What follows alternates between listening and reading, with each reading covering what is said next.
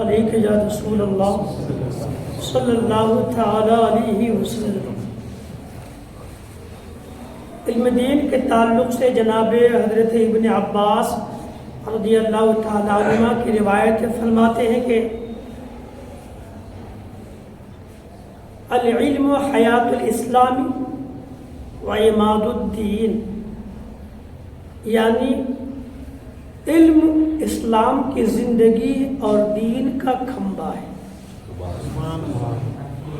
علم دین اسلام کی زندگی ہے اور دین کا کھمبا ہے۔ ہم جس دین کو مانتے ہیں اس دین میں علم کی بہت بڑی اہمیت ہے،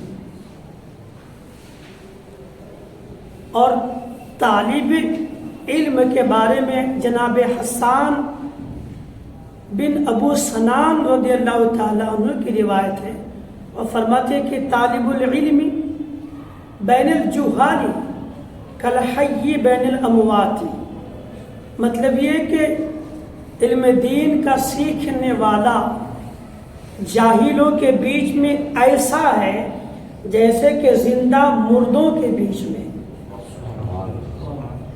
علم دین حاصل کرنے والا جاہلوں کے درمیان میں اس طرح ہے جس طرح کے زندہ مردوں کے بیچ میں رہتا ہے، یعنی علم ہے تو زندگی ہے، علم نہیں ہے تو موت ہے۔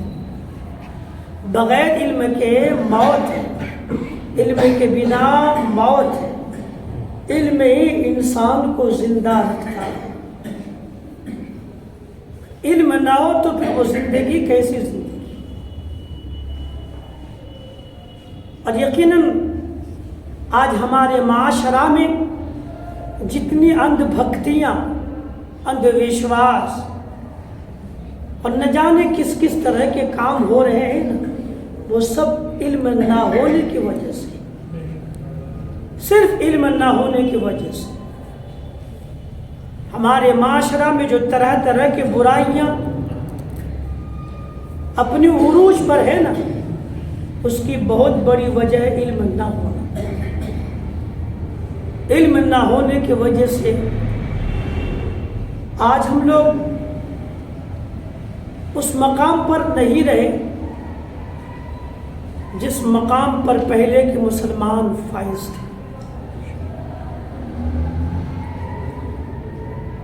یہ علم دین کی عظمت و برکت ہے کہ اللہ کے نبی صلی اللہ علیہ وآلہ وسلم نے اس علم دین ہی کی برکت سے عالم دین کو سخی فرمایا ہے۔ روایت میں آتا ہے کہ حضور صلی اللہ علیہ وآلہ وسلم نے ایک بار اپنے اصحاب سے، صحابہ سے فرمایا کہ بتاؤ سب سے زیادہ، سب سے بڑا سخی کون ہے؟ تم جانتے ہو سب سے بڑا سخی کون ہے؟ تو حضور کے اصحاب نے کہا واللہ ورسولہ عالم، اللہ اور اس کے رسول زیادہ بہتر جانتے کہ سب سے بڑا سخی کون ہے۔ تو اللہ کے نبی صلی اللہ علیہ وآلہ وسلم نے فرمایا کہ سب سے بڑا سخی اللہ تبارک و تعالی ہے۔ سب سے بڑا سخی اللہ تبارک و تعالی ہے، اور فرماتے ہیں کہ اور میں اولاد آدم میں سب سے زیادہ سخی ہوں۔ انسانوں میں، آدمیوں میں، مخلوق میں سب سے زیادہ سخی اللہ کے نبی صلی اللہ تعالی علیہ وسلم۔ اور پھر اللہ کے نبی صلی اللہ علیہ وسلم نے فرمایا کہ میرے بعد سب سے زیادہ سخی، سب سے بڑا سخی وہ آدمی ہے جو علم سیکھ کر کے علم کو دنیا میں پھیلایا کرتا ہے۔ ہم تو سمجھتے ہیں پیسہ والا جو معاشرہ میں پیسہ بانٹے وہ سخی ہے، مگر اللہ کے نبی فرماتے ہیں کہ عالم دین جو اپنے علموں کو لوگوں میں بانٹتا ہے، پھیلاتا ہے، نبی فرماتے میرے بعد سب سے بڑا سخی وہ انسان۔ اور یاد رکھیں سخاوت بہت بڑی دولت ہے، جس کو نصیب ہو جائے نا सखावत अल्लाह रब्बुल आलमीन उसे जन्नत का मुजदा अता फरमाता। सुभान अल्लाह। सुनेंगे हदीस सुन लेंगे, कहे सुभान अल्लाह। अल्लाह के महबूब सल्लल्लाहु अलैहि वसल्लम का फरमान है कि अस्सखिय्यु करीबुम मिनल्लाह करीबुम मिनन्नास करीबुम मिन अस्सखिय्यु करीबुम मिनल्लाह व करीबुम मिनल जन्नह व करीबुम मिनन्नास व बईदुम मिनन्नार। और आगे फरमाते वल बखीलु बईदुम मिनल्लाह व बईदुम मिनल जन्नह व बईदुम मिनन्नास व करीबुम मिनन्नार। अब सुनेंगे इसका मफ़हूम। सखी सुने ना, सखी नबी ने क्या कहा कि मेरे बाद इस दुनिया में जिसने इल्म सीखा उसको फैलाया वो सबसे बड़ा सखी। और सखी का मर्तबा क्या? हदीस शरीफ जो हमने आपके सामने पेश की, इसका मफहूम ये है फरमान मुस्तफ़ा सल्लल्लाहु अलैहि वसल्लम का, सखी अस्सखिय्यु करीबुम मिनल्लाह, सखी अल्लाह तबारक व तआला के करीब है। वो करीबुम मिनल जन्नह, और सखी जन्नत के करीब है। वो करीबुम मिनन्नास, और सखी लोगों के भी करीब है, लोगों के दिलों से करीब है। वो बईदुम मिनन्नार, और जो सखी होता है वो जहन्नम से बहुत दूर हुआ करता है। ये सखी की बरकत है, फजीलत शान है। और उसके आगे नबी अल्लाह के महबूब फरमाते हैं कि वल बखीलु बईदुम मिनल्लाह, जो बखील होता है वो अल्लाह से दूर होता है। जो बखील होता है वो जन्नत से दूर होता है। जो बखील होता है वो लोगों से भी दूर होता है। जो बखील होता है वो जहन्नम के करीब होता है। ये हदीस है मुस्तफ़ा करीम सल्लल्लाहु अलैहि वसल्लम। अल्लाह के नबी ने कहा कि मेरे बाद मखलूक में वो बड़ा सखी है जिसने इल्म सीखा दूसरों तक उसको फैलाया। अल्लाह, यह है इल्म दीन की बरकत, यह है इल्म की बरकत। अल्लाह ताला हम मुसलमानों को इल्म दीन से आरास्ता होने की तौफीक अता फरमाए। जानते इल्म दीन की बरकत फजीलत क्या है? उलमा बयान फरमाते हैं कि दुनिया में जो इंसान किसी आलिम दीन की या किसी तालिब इल्म की मदद करे, इमदाद करे, मदद करे, अगरचे वो मदद बहुत थोड़ी क्यों ना हो, कम ही क्यों ना हो, वो कम कितना कम है, फरमाते हैं कि तालिब इल्म को या आलिम दीन को जो मदद करे वो कम यानी एक निवाला रोटी ही खिला दे मदद के लिए। आलिम दीन को या तालिब इल्म को जो दुनिया में एक निवाला रोटी खिला दे, या एक प्याला पानी पिला दे, या एक टुकड़ा कपड़ा दे दे, या एक टूटा कलम और कागज दे दे, उसको इतना सवाब मिलेगा गोया उसने खुदा की राह में उहुद पहाड़ के बराबर सोना खुदा की राह में खैरात किया। दुनिया में तो बहुतों की मदद करते हैं हम लोग ना, गरीब मिस्किन बेवा यतीम सबकी मदद करते हैं, लेकिन उलमा फरमाते हैं कि जो मदद आलिम दीन के करने पर फजीलत और सवाब मुसलमान को मिलता है वो कहीं और नहीं मिल सकता है। तालिब इल्म की मदद पर करने पर जो खुदा सवाब देता है उतना सवाब कहीं और नहीं मिलता है। सोचिए, एक निवाला रोटी खिला दे, एक प्याला पानी देने का सवाब गोया इतना है जितना किसी ने खुदा की राह में उहुद पहाड़ के बराबर सोना खैरात कर दिया। उहुद पहाड़ देखे आप लोग? कोई देखे उहुद पहाड़ को? ग़ज़वाए उहुद नाम सुने? इस्लाम की तीसरी बड़ी जंग अजीम, दूसरी ग़ज़वाए उहुद, मदीना मुनव्वरा ही में एक पहाड़ है, अभी आप जाएंगे ना देखिएगा वहाँ पे, उसी उहुद पहाड़ी के दामन में इस्लाम की अजीम लड़ाई हुई थी काफिरों के साथ, जिसमें 3000 काफिरीन आए थे मक्का से, गालिबन 3000 या 10,000 की तादाद। 1000 तो ग़ज़वाए बद्र में आए थे اور غالباً 10,000 میں روایت ذہن سے نکلتی ہے، احد پہاڑ کے دامن میں وہ جو لڑائی لڑی گئی تھی، جس میں آج بھی جناب حضرت امیر حمزہ رضی اللہ تعالیٰ عنہ اور غالباً 70 صحابہ کرام کے مزار آج بھی موجود ہیں۔ وہ پہاڑ دیکھے گا نا، کبھی نیٹ پہ سرچ کیجیے کتنا بڑا پہاڑ ہے، کہاں سے کہاں تک پھیلا ہوا ہے۔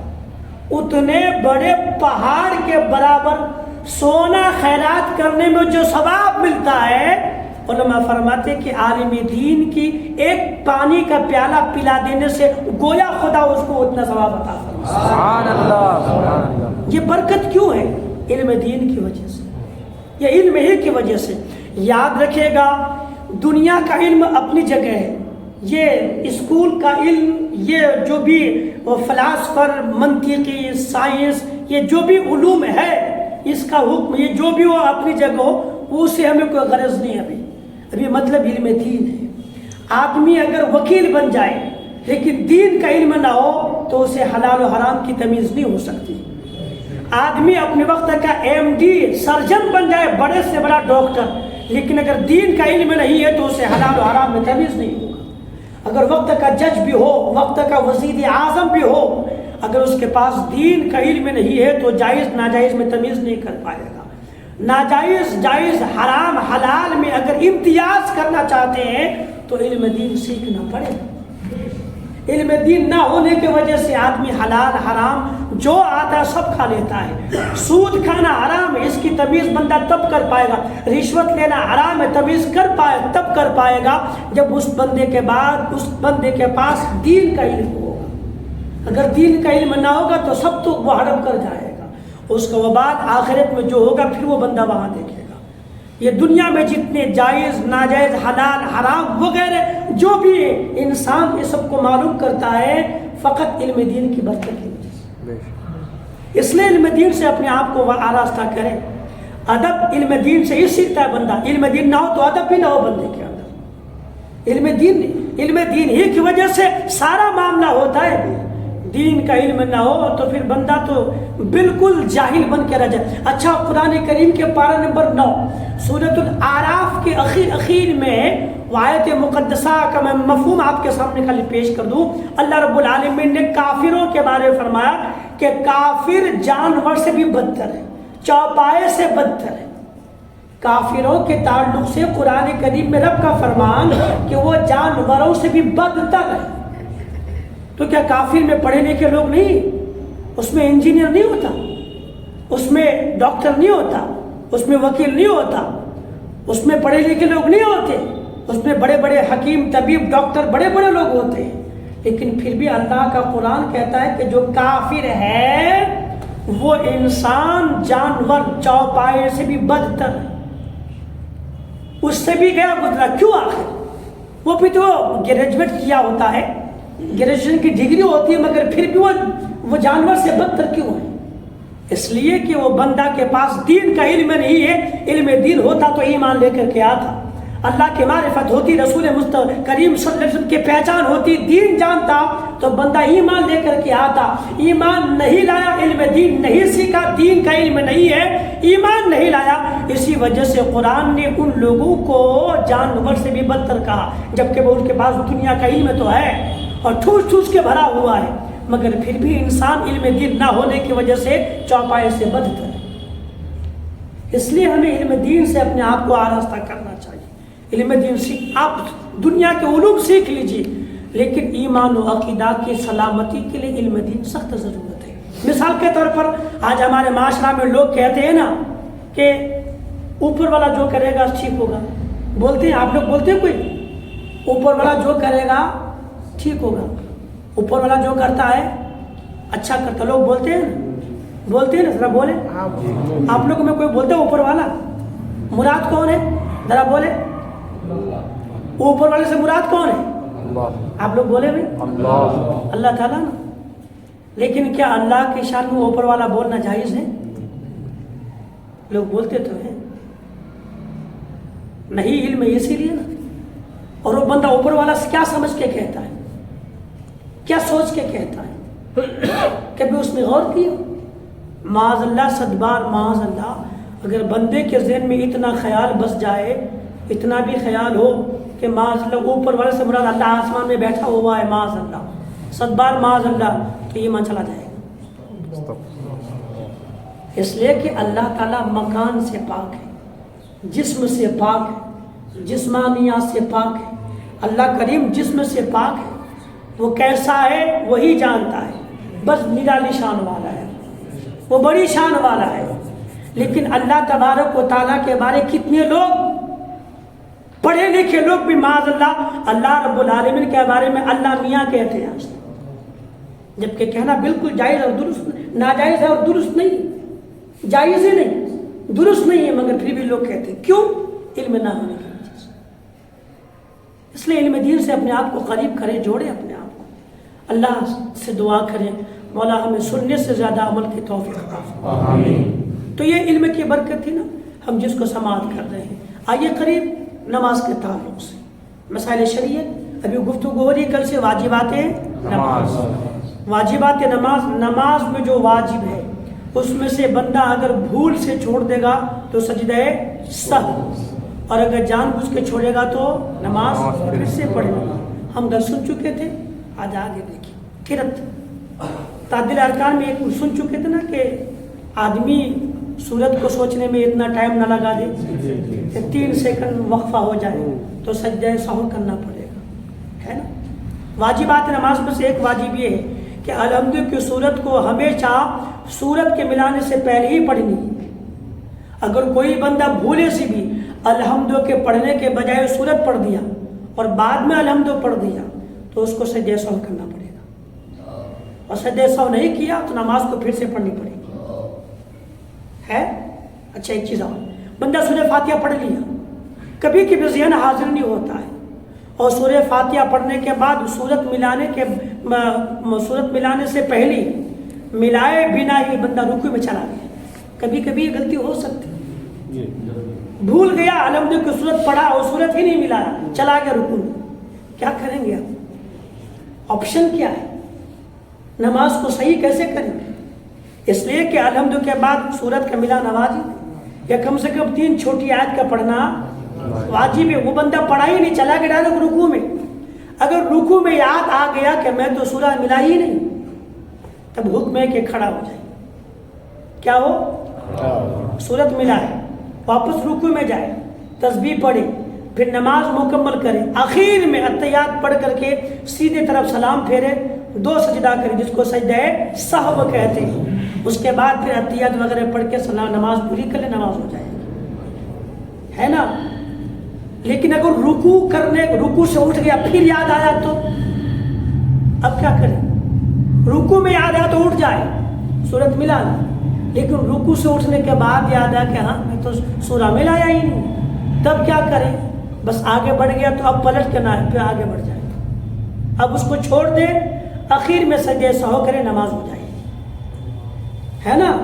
سب ہو سکتا ہے نا۔ اچھا یہ دوسرا مسئلہ، واجبات نماز، فرض کی پہلی 2 رکعت، یہ گھر میں بھی بتایا نا، یہ سب چیزیں گھر میں، یہ تمام مسئلے جو ہم سن رہے ہیں نا، یہ جو حکم مردوں کے لیے وہی حکم عورتوں کے لیے، اپنے گھروں میں جا کر کے ماں اور بہنوں کو یہ سب بچیوں کو بتائیں، سکھائیں۔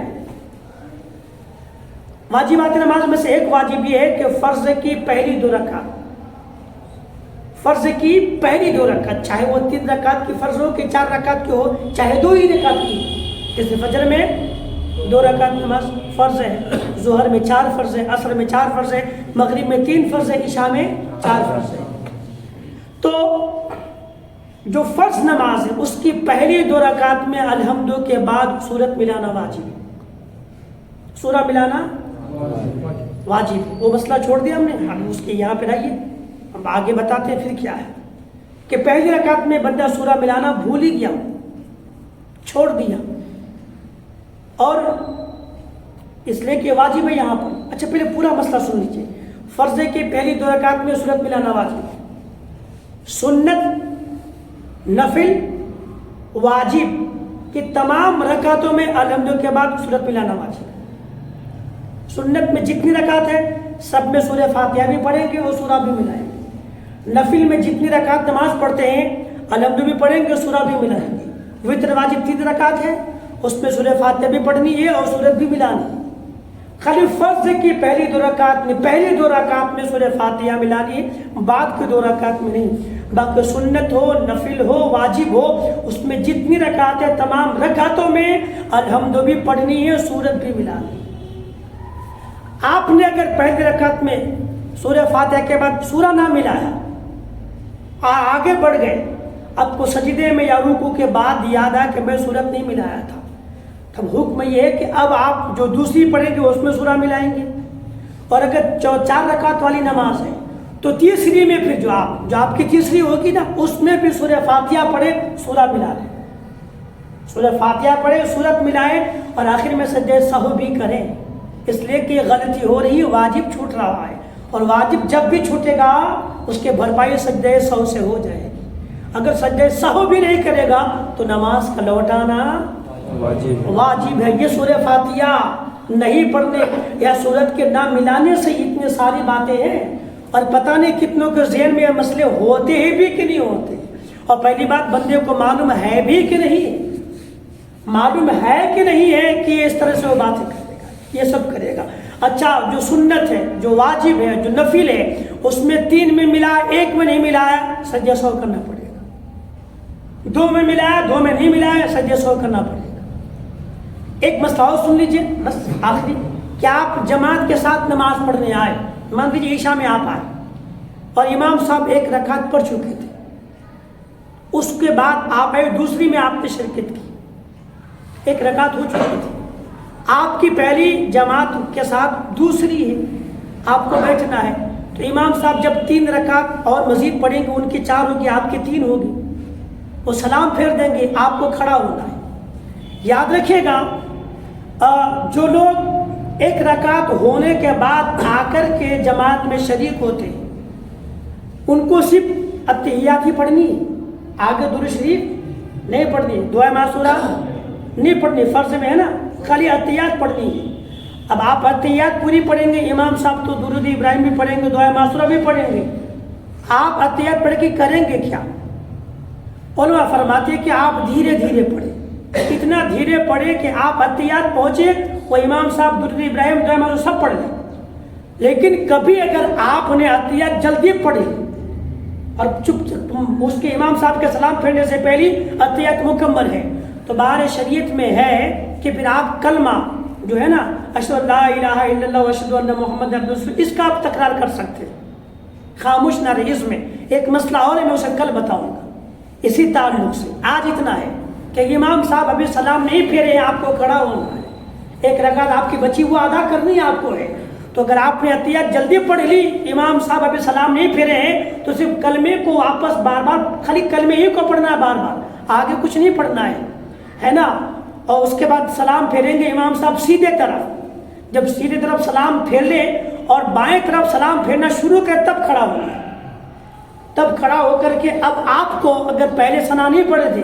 اب آپ کو ثنا پڑھنی ہے، اعوذ باللہ پڑھنی ہے، بسم اللہ پڑھنی ہے، الحمد پڑھنی ہے، سورت ملانی ہے، اور پھر آپ کو بیٹھ کر کے نماز کا 1 رکعت جو آپ کی چھوٹ گئی تھی نماز کی، اسے آپ کو مکمل کرنا۔ یہ سمجھے نا، یہ فرض ہے، اس میں تھوڑی بھی کوتاہی ہوئی یا تو نماز سرے سے ہو بھی نہیں سکتی، یا پھر نماز کو پھر سے پڑھنا آپ پر واجب ہو جائے، اس لیے سب سیکھنا ہمارے لازم و ضروری ہے۔ دعا کرے اللہ تبارک و تعالی ہم تمام مسلمانوں کو علم دین سیکھنے کا شوق عطا کرے، آمین، اور ہم کوشش بھی کریں کہ علم دین کے محفل میں بیٹھیں، چند باتیں سیکھیں، بیٹھیں گے انشاءاللہ، اللہ ہمیں توفیق عطا کرے۔